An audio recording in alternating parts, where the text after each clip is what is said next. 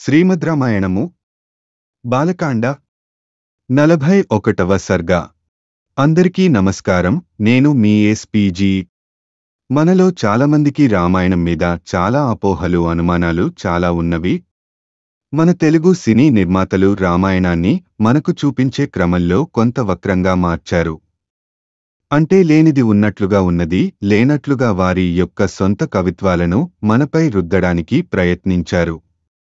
అందుకే మీ ముందుకి శ్రీ వాల్మీకి మహర్షి గారు రచించిన సంపూర్ణ రామాయణం పుస్తకాన్ని ఆధారంగా చేసుకుని నిజమైన రామాయణాన్ని ఒక అక్షరం కూడా మార్చకుండా భావితరాలకు డాక్యుమెంటెడ్ ఎవిడెన్స్ గా ఉండాలని నేను యూట్యూబ్లో ఆడియో రూపంలో అప్లోడ్ చేయాలని సంకల్పించాను.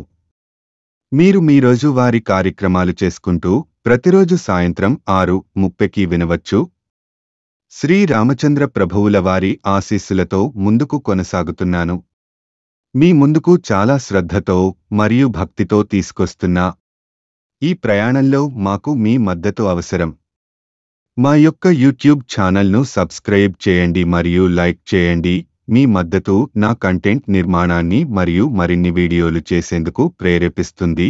నేను చేసే ఈ కార్యక్రమంలో ఏమైనా లోపాలు ఉంటే నాకు కామెంట్ రూపంలో తెలియజేస్తే తరువాత వచ్చే వీడియోలను నేను సరిదిద్దుకుంటానని మనవి చేసుకుంటున్నాను. Thank you so much. Dad పక్కనే పశ్చిమే చిన్న యజ్ఞాశ్వమును చూచాడు. ఇంక మిగిలింది తన పిన తండ్రులకు తర్పణములు విడవాలి. దానికి జలము కావాలి. చుట్టూ చూచాడు, ఎక్కడా జలాశయము కనపడలేదు. అప్పుడు గరుడు అక్కడకు వచ్చాడు. గరుడు వరుసకు సగర పుత్రులకు మేనమామ అవుతాడు. గరుడు అంశుమంతుని చూచి ఇలా అన్నాడు: కుమారా, నీ పెనతండ్రుల మరణమునకు చింతింపకుము. వారి మరణమునకు లోకములు అంతా హర్షిస్తున్నాయి. నీ పెనతండ్రులు అటువంటి దుర్మార్గులు.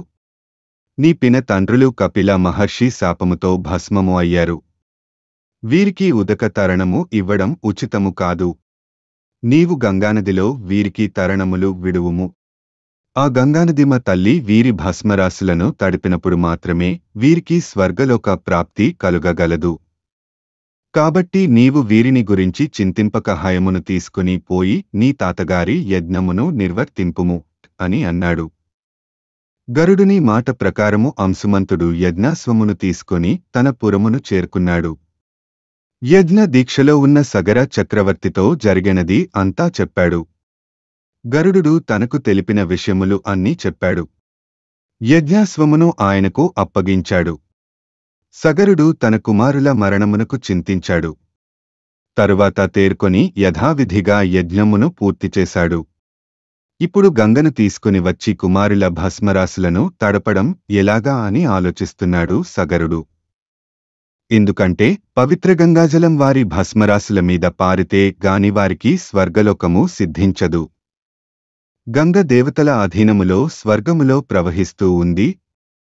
దానిని భూమి మీదకు తీసుకొని వచ్చు ఉపాయము దొరకలేదు సగరునకు.